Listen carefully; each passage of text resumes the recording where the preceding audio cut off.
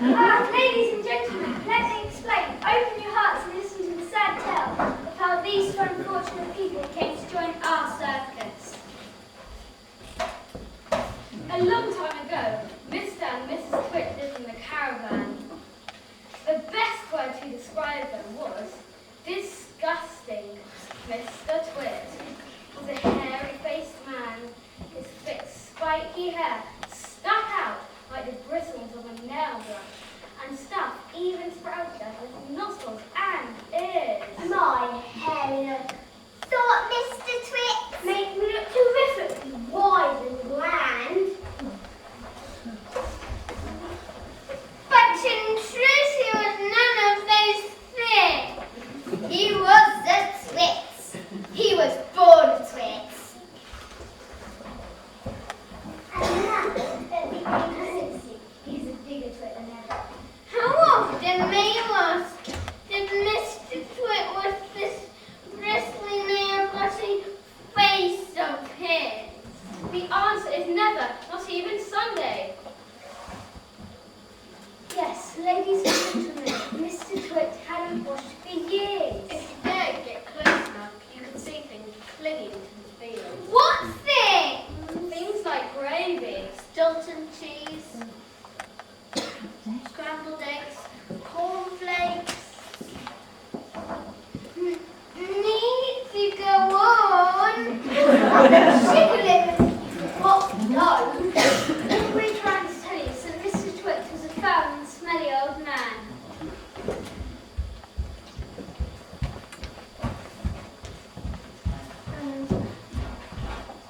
Sadly, Mrs. Twit was no better. Ugly old hag. Not born of. When she was young, she had a pretty face. What happened to her? She had ugly thoughts every day of every week of every year, and so her face got uglier. And uglier. And uglier. A person who has good thoughts cannot be ugly. You can have a wonky nose and a wonky mouth. But if you have good thoughts, you will always look lovely.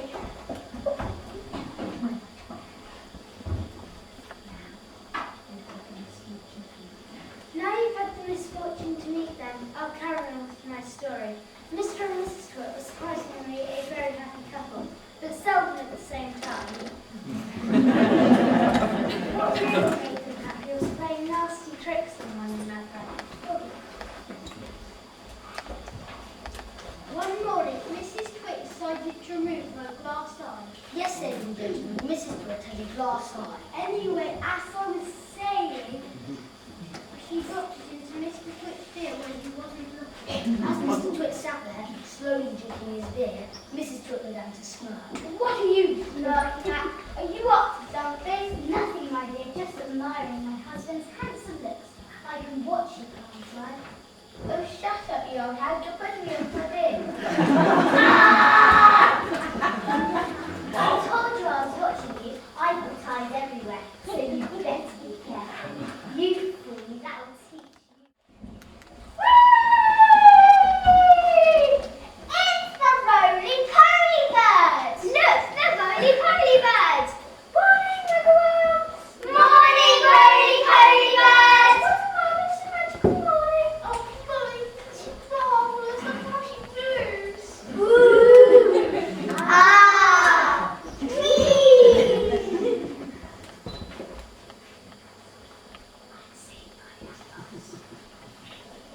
Unseen by the animals, Mr. Twit began rubbing his hands with glee. He slowly began to unpeel a banana.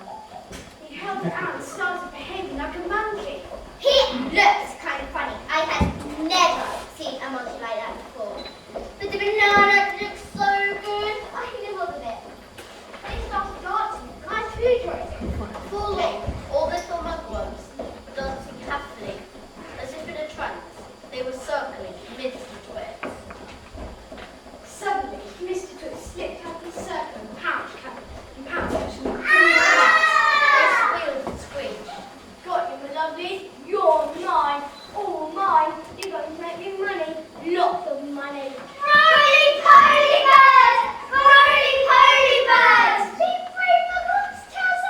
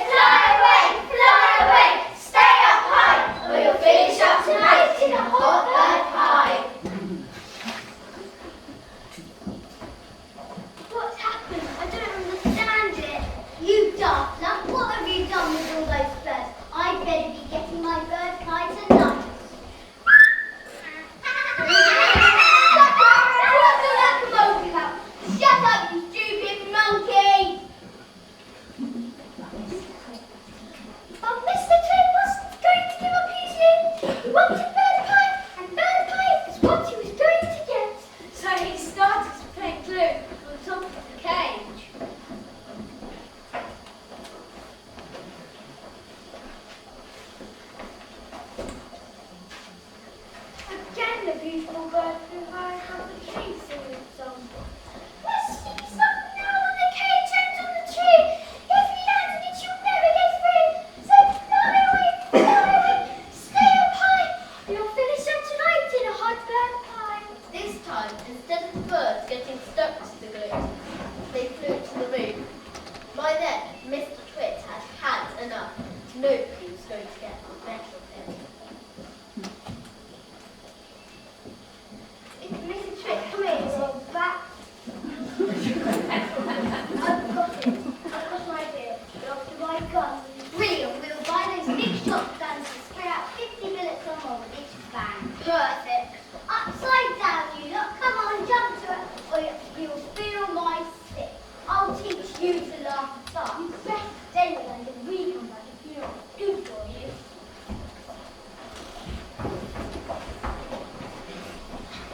Well, Tiny bird! Tiny bird! that's the key to our cage. It's hanging up in the work shed.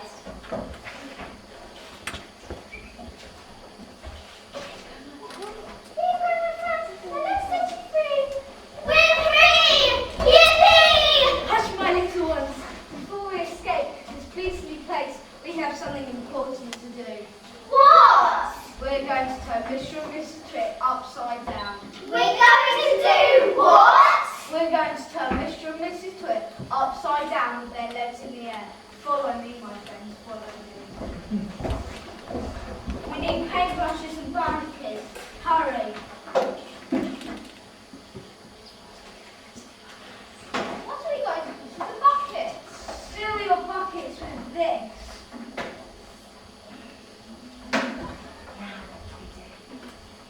Now what do we do? Now, paint the ceiling glue. Hurry, or they'll be back. Why the ceiling? Don't ask any more questions. Just do it.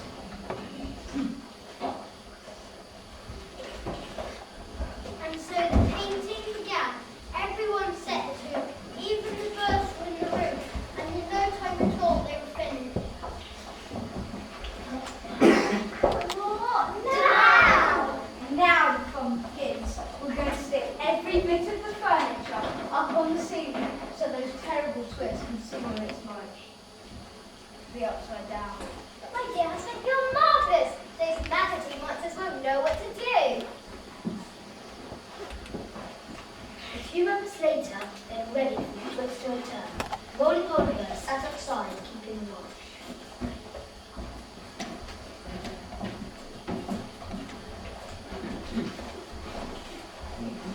They're coming!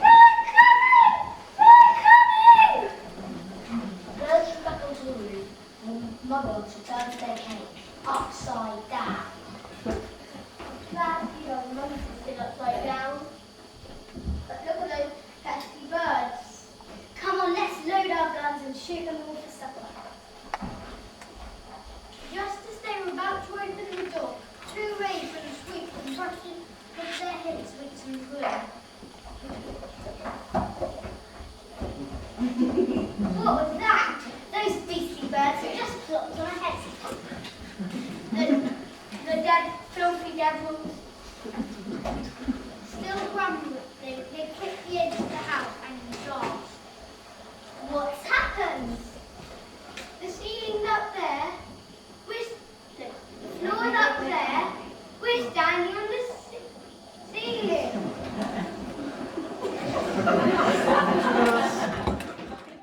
I know it. Wait, I have an idea. Push down to our heads and we'll be the right way up again. Once the glue was hot, they were well and truly stuck. The birds were safe, the mug ones were free. Mama! Dad! Can we go home now? Of course you can. It's not taking us. Now let's get you home.